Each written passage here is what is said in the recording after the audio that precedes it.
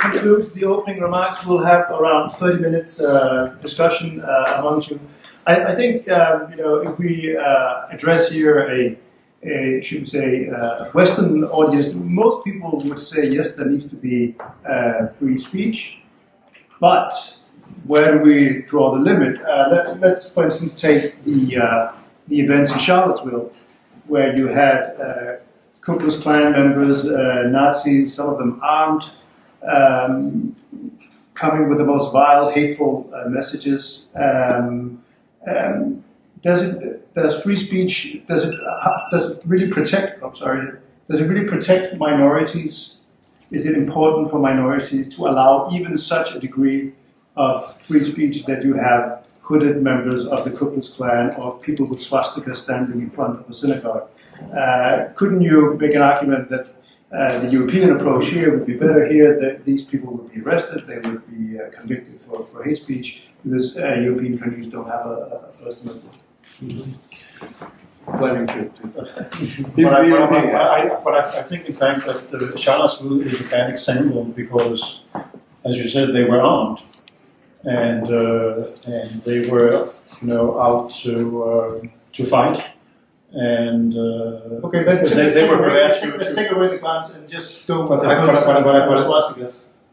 I think that's a different story because I would contrast Charlottesville 2017 with Skokie 1977.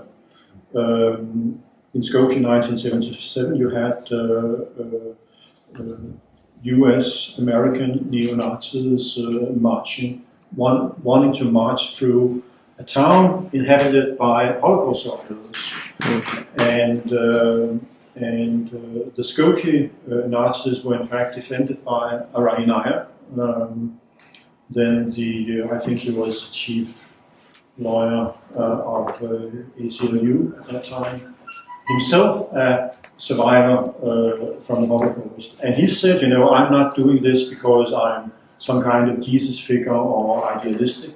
It's because I think that my rights as a Jew and as a child of Holocaust victims is best served by protecting the right of by protecting this kind of speech, and I think that's exactly true. It is. I think it's.